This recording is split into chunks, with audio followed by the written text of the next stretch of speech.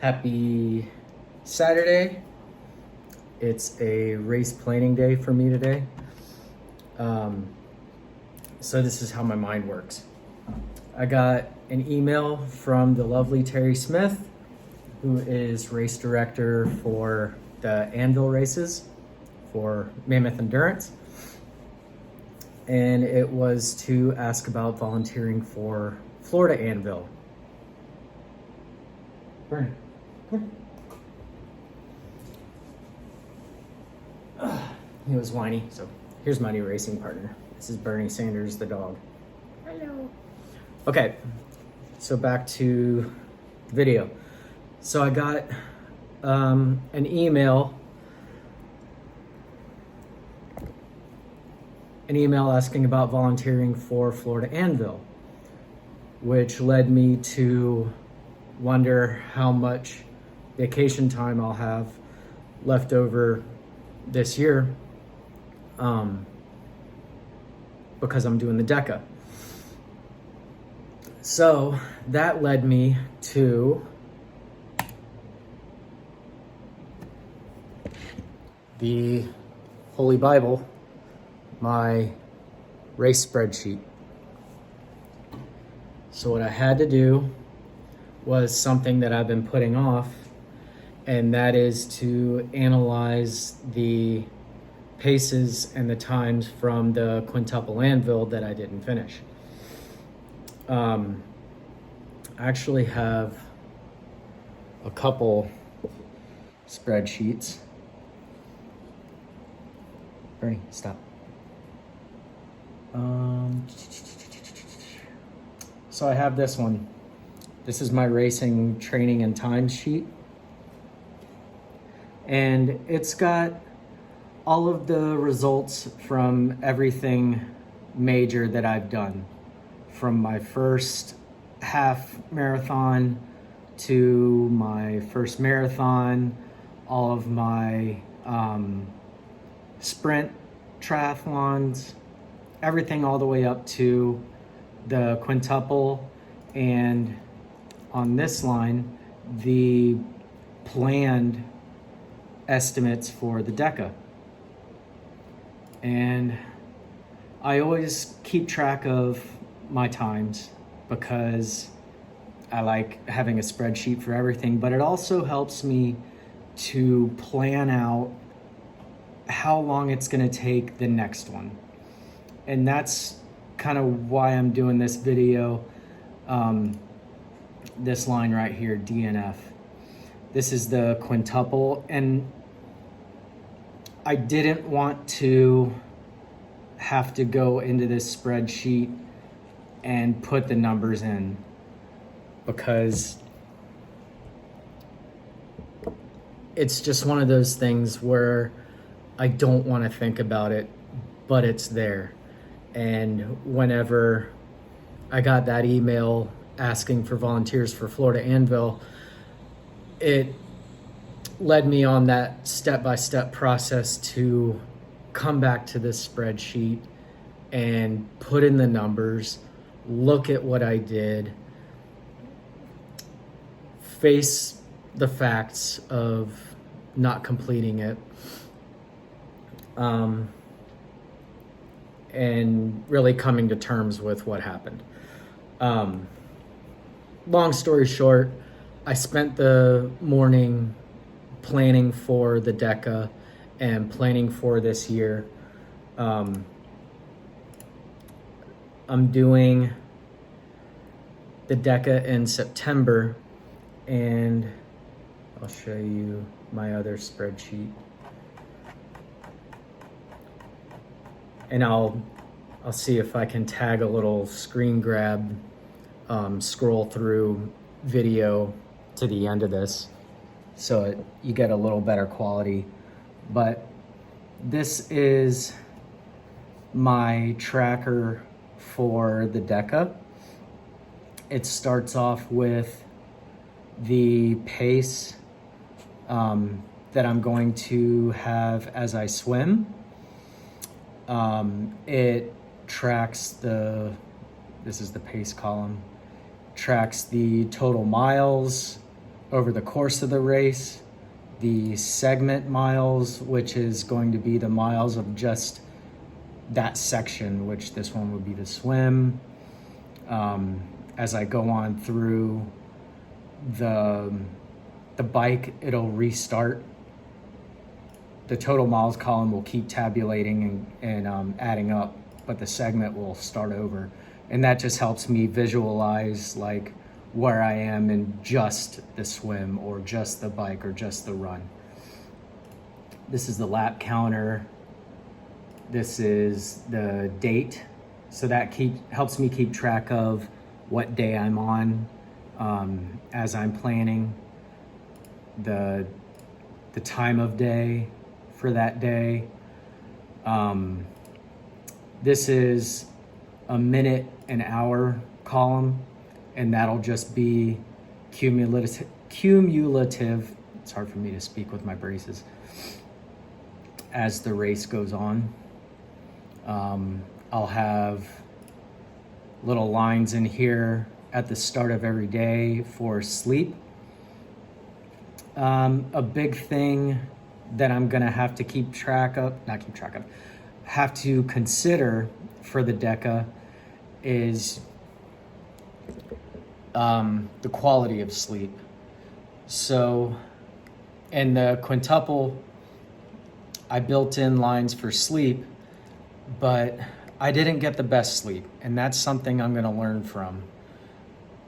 Whenever I sleep in the Deca, I need to make sure I have quality sleep, which means I'm gonna be warm and it's going to be quiet.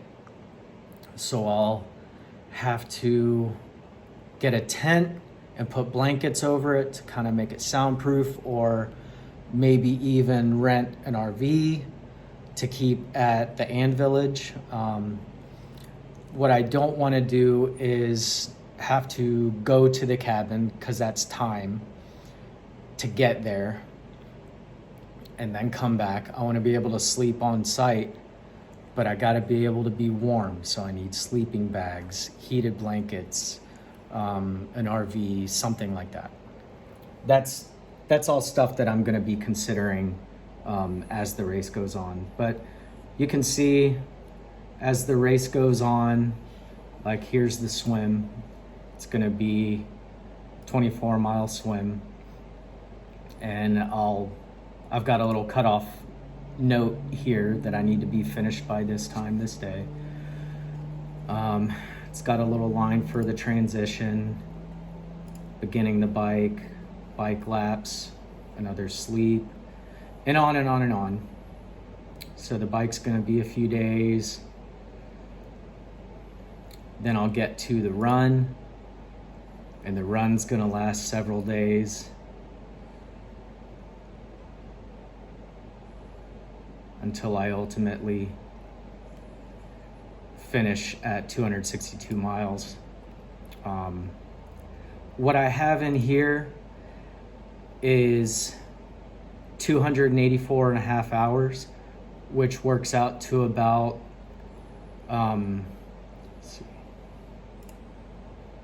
11, almost 12 days,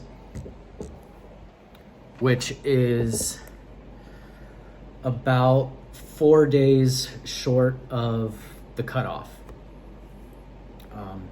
I actually, whenever I first started doing the mental math, when I was thinking about the Deca, earlier this year, I was thinking it would work out to about 14 days, 2 full weeks with sleep. And now, whenever I set up this spreadsheet, I used my times from the quintuple to get a better idea, and then I extrapolated that data set to the Deca. If it's too early in the morning for big words, extrapolation is when you have a data set that's this big, and you apply it to an experiment that's this big. So that's what I'm doing. And as the races get longer and longer, it's a little more accurate as the data sets get bigger and bigger. So I've got my data set from the quintuple, and that'll help me estimate how much time it'll actually take for the Deca. Now, that's with my quintuple numbers with a little bit of padding. And as you know, like in real world situations, it's going to be slower than that. So it probably will take, let's see, a little bit more than that. So what was I saying?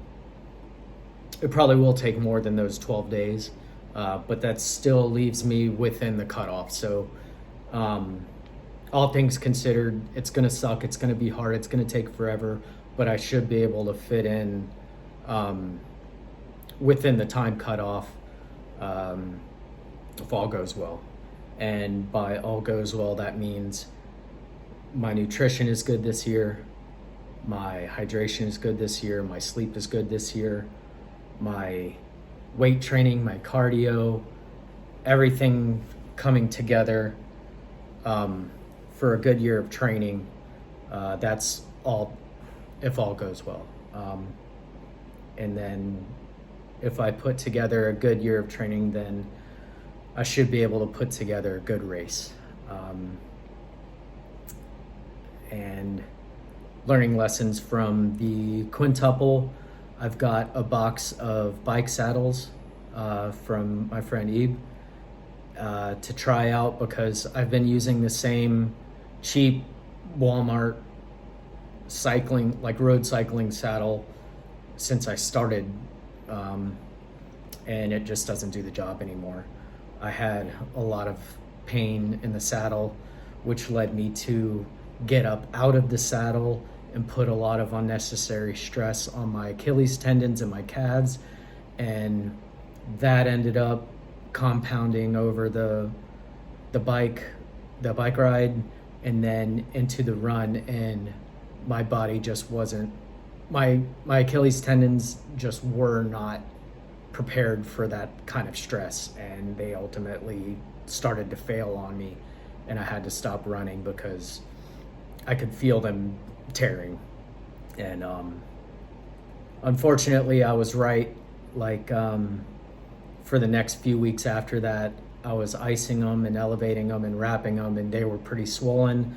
I could feel the fibers of them like rubbing along each other as I walked, and I knew like I did a number on them, and I'm glad I stopped when I did. I don't regret stopping. It sucks. I wish I could have finished, but you live and you learn. I got a lot of things. I got a lot of intangibles that I took out of that race that I'm very happy about. And as close as I got to finishing it, I'm still happy with the results, like overall. I learned a lot, and I feel like I'll be a lot better equipped for the Deca. So that's what I'm doing today. This morning. The year's about to close. I'm done with my relaxation recovery break that I planned on having, and I'll be starting up January 1st with my 20-week training plan for the Keys 100. I'm doing a 100-mile ultra marathon from Key West to Key Largo. It's in May. Towards the end of May, it's going to be super hot, which is the point. And that'll be a big motivator to help me get my training off and going, and to kind of propel me towards that Deca training later in this year. So that's what I'm doing. Taking a good little bit of time away from everything. I've been relaxing, enjoying life, and I miss training hard, and I'm looking forward to my little training buddy from here on. I don't know if you'll be able to see it, but I got him a little puppy cart, if you can see it in the background. So all of my running is going to have a little pepper on it by pushing this little 20-pound beefcake. Hi. Go back to sleep. So I'll have a good little bit of resistance training on my runs. And so yeah, that's how things are going. I've got a good plan. I've got a good mindset. I'm very happy. I'm very rested, and I'm ready to get back to it. So I'll be checking in regularly again once I'm back on the 20-week program. I'll be checking in with regular weekly videos to let you know how I'm doing, how I'm feeling, and just to have a little bit more regular communication again. So until then, hope everybody has a good new year. Hope you had good holidays, and I'm really looking forward to 2024. I got big things in store, big plans, and I'm ready to make the most of it and do some big things. So talk to you later. Love you. So here's a screen recording of that spreadsheet I was showing you, just to give you a little better clarity seeing it. It's set up with this column for the pace for whatever segment that is. And this seems kind of weird, minutes per mile. That's not a typical pace unit of measurement for swimming, but that's just what it converts to, what I'll more than likely be swimming at. Just shy of 46 minutes per mile.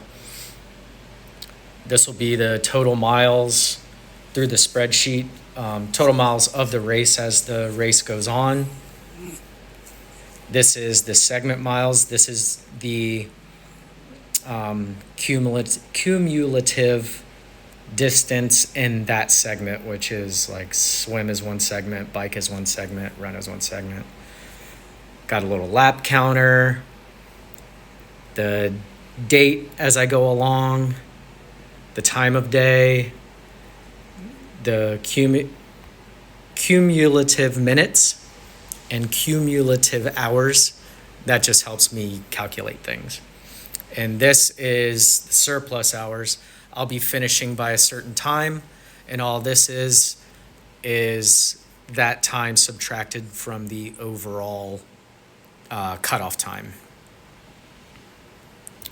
And it just goes on and on. I've got little sleep sections in there. Section for transition time. More sleep. There's going to be several sleeps in the bike. It's going to be a very long bike.